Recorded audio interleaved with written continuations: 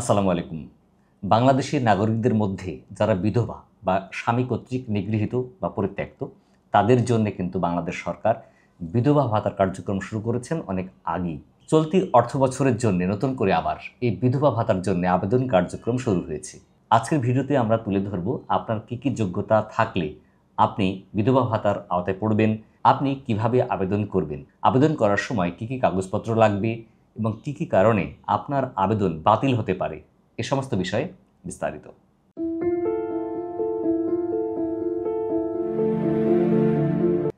আপনারা জানেন যে বাংলাদেশে বিধবা ভাতা প্রচলন শুরু হয়েছিল 1997-98 অর্থ বছরে। তখন প্রতি মাসে একজন বিধবাকে মাসিক 100 টাকা করে ভাতা দেওয়া হতো। আর এখন 25-26 অর্থ বছরে এই ভাতার পরিধি বেড়ে হয়েছে প্রতি মাসে 650 টাকা এবং সংখ্যাও বেড়েছে। তো এখন অনেকেই এই বিধবা ভাতার আওতায় আসছেন এবং উপকৃত হচ্ছেন। এখন আমরা জানব যে আপনি যদি বিধবা ভাতা পেতে চান তাহলে আপনার কী যোগ্যতা থাকতে হবে। প্রথমত, আপনার বাংলাদেশের নাগরিক হতে হবে। যে এলাকা থেকে আপনি আবেদন করছেন আপনাকে অবশ্যই ওই এলাকার স্থায়ী বাসিন্দা হতে হবে। ওই এলাকার অনুকূলে আপনার একটি এনআইডি কার্ড বা জাতীয় পরিচয়পত্র বা অনলাইন থেকে পাওয়া জন্ম সনদ থাকতে হবে। আপনার বয়স অবশ্যই 18 বছরের ঊর্ধ্বে হতে হবে। যিনি দুস্থ, অসহায়, সম্পদহীন বা 18 বছরের কম বয়সী সন্তান রয়েছে, তিনি বিধবা, তার ক্ষেত্রে কিন্তু এই আবেদনপত্রটা অগ্রগণ্য হবে। বিধবাদের মধ্যে বয়স্করা অগ্রাধিকার পাবেন এবং প্রয়োজনে আপনার স্বামীর ডেথ সার্টিফিকেট বা আপনার স্বামীর সাথে যে ছাড়াছাড়ি হয়েছে তার তালাকনামা বা ডিভোর্স লেটার সাবমিট করার প্রয়োজন হতে পারে। আপনার বাৎসরিক ইনকাম অবশ্যই 15,000 টাকার কম হতে হবে। যদি এমন হয় আপনি বিধবা হয়েছিলেন অল্প বয়সে, এখন আপনার বয়স 62 বছরের ঊর্ধ্বে, তাহলে কিন্তু এখন আপনি বয়স্ক ভাতা পাবার জন্য যোগ্য। ফলে আপনি যদি বয়স্ক ভাতা পান বা বয়স্ক ভাতার জন্য আবেদন করেন তাহলে আর বিধবা ভাতা পাবেন না।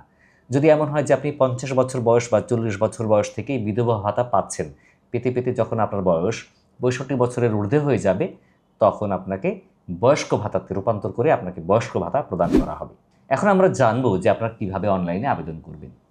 অবশ্যই বয়স্ক ভাতার জন্য আবেদন করতে হবে আপনাকে অনলাইনে কীভাবে আবেদন করবেন সে বিষয়ে আমার আলাদা আরেকটি ভিডিও আছে, ডেসক্রিপশনে লিঙ্ক দিয়ে দেবো, সেখান থেকে আপনারা সরাসরি দেখে নিতে পারবেন। অনলাইনে আবেদন করার সময় আপনার কিছু কাগজপত্র লাগবে। তার মধ্যে অন্যতম হচ্ছে যে আপনার একটি এনআইডি কার্ড বা অনলাইন থেকে করা জন্ম সনদের কপি, আপনার মোবাইল ফোন নাম্বার, যে ফোন নাম্বারে কোনো মোবাইল ব্যাংকিংয়ের অ্যাকাউন্ট থাকতে হবে, অথবা আপনার বাংলাদেশের নির্ধারিত মোট 4টি ব্যাংকে অ্যাকাউন্ট থাকতে হবে। আপনার একটি পাসপোর্ট সাইজের ছবি লাগবে। আপনি যদি স্বাক্ষর জ্ঞান সম্পূর্ণ হন তাহলে আপনার স্বাক্ষর লাগবে, অর্থাৎ আপনার স্বাক্ষরের একটা ছবি তুলে স্ক্যান করে নিতে হবে।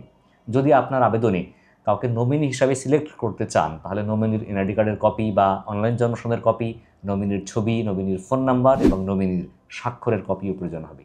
এখন আমরা জানবো যে কী কারণে আপনার এই বিধবা ভাতার আবেদন বাতিল হতে পারে বা আপনি ভাতা পাওয়া বন্ধ হয়ে যেতে পারে। যদি আপনি যে তথ্যগুলো দিয়ে আবেদন করেছেন সেই তথ্যগুলোর মধ্যে অসত্য থাকে, তথ্য এবং বাস্তবতার ক্ষেত্রে কোনো গড়মিল থাকে, তাহলে আবেদন বাতিল হবে। যদি আপনি সরকারের অন্য কোনো সুবিধা ভোগ করে থাকেন, অন্য কোনো ভাতা পাচ্ছেন এমন হয়, তাহলে আপনার আবেদন বাতিল হবে। আপনি সরকারের চাকরি করতেন, ওই চাকরি থেকে এখন পেনশন পান, তাহলে কিন্তু আপনি ভাতার আওতায় পড়বেন না।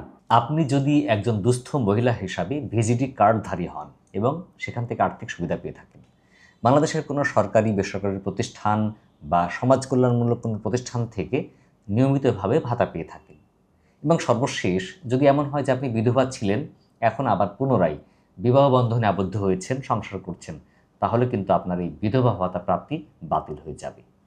তো আপনারা এই বিষয়গুলো খেয়াল করে বিধবা ভাতার জন্য প্রয়োজনীয় কাগজপত্র সহ আবেদন করলে আপনাদের আবেদন অনুমোদন সাপেক্ষে আপনারা হয়তো বিধবা ভাতা পেতে পারবেন। তো আজকে পর্যন্ত, দেখা হবে পরবর্তীতে আবার অন্য কোনো নতুন বিষয় নিয়ে। ততদিন ভালো থাকবেন। আমাদের ভিডিও ভালো লাগলে ফেসবুকে দেখলে শেয়ার করে অন্যকে দেখার সুযোগ করে দিবেন। যারা ইউটিউবে আমাদের ভিডিও দেখছেন আমাদের চ্যানেলকে সাবস্ক্রাইব করে পাশেই থাকবেন। আল্লাহ হাফেজ, আসসালামু আলাইকুম।